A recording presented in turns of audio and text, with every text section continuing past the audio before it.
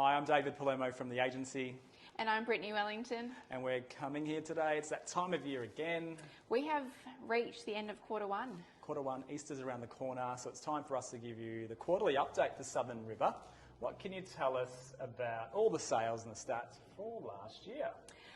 So for 2023, we achieved a total of 334 sales for the area. And that is a massive number. It is. Anything above 300 sales is huge. It is. And that includes all your houses, villas, apartments, land in the area as well. But yeah, huge numbers. Huge numbers. What can you tell us about sort of the pricings? What sort of happened in 2023? How much did it go? I'm going to assume it went up. It went up by a lot. What was the number?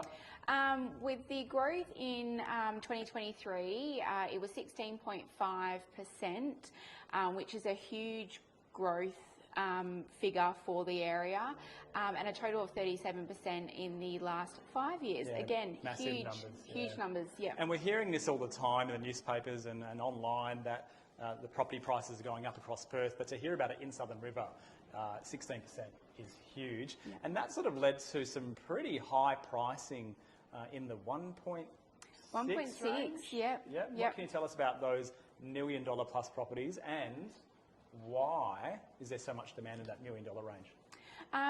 In that $1 million range, the properties can vary from your 4x2 family homes in the Bletchley Park estate. One of our favourites. Yes, it is, which gets into the Harrisdale Senior High School zone. But a lot of people are also wanting larger blocks as well, just a bit more of a lifestyle change. So the blocks that are out there are about 4,000 square metres and above. Some can be just general houses, like 4x2 family homes. Yeah, and some have got those the kennels. boarding kennels and stuff like that. Yep, very good. So big money, but if you throw away the 1.6s, there's still a lot of $1 million plus ones there. And as you mentioned, the school is really sort of drawing in a lot of buyers. It's on the shopping list for a lot of the people that we meet that want to get their kids into good schools, which, you know what, it's kind of reminiscent of the Willetton and Rossmoyne sort of zonings from the last 2 decades. Those schools get a really good rap in the newspapers, and buyers want to put their kids there. So let's fast forward now to this quarter, because there's a little bit of a change. The market's still hot, but what have we noticed with the sales? Because there was only about 25 sales this quarter, which is not a lot. Yeah, there seems to be a lot of panic in the air. I want to call it panic buying, like we're going back to panic buying toilet paper. We're panic buying property. We've upgraded from toilet paper to properties. To property. Yeah. We've definitely seen, though, that the buyers have come out in force and are willing to pay more to secure a home. Yeah.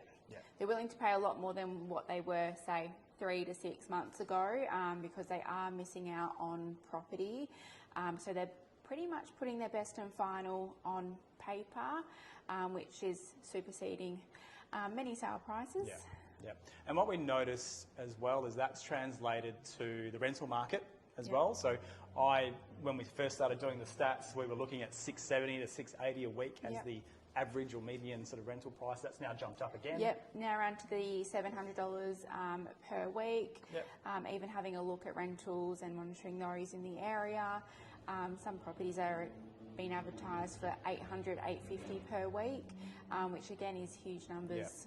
So if you're a buyer or a renter looking for something to lease and you're not finding a lot, the reason is there's just not a lot of properties on the market. But if you are a seller, you know, and you do have somewhere else to go, you do have the upper hand, I guess, in not necessarily getting more money for the property, but controlling the conditions. And some of those conditions that we're seeing that people might want to rent back or have a longer settlement process, which allows them obviously time to potentially find something else if they haven't. So the Southern River market in this quarter is doing very, very well leading up to Easter. You know, if you are a seller and you want to know more info, reach out to Brittany and I. Or if you just have some general questions about the Southern River market, or you've seen some sales and you want to know a little bit more, Brittany's going to answer all the questions. So if you put it in the comments, she'll be frantically typing away to respond to you there. Perfect. That's it. That's the Southern River Report. Thanks for watching.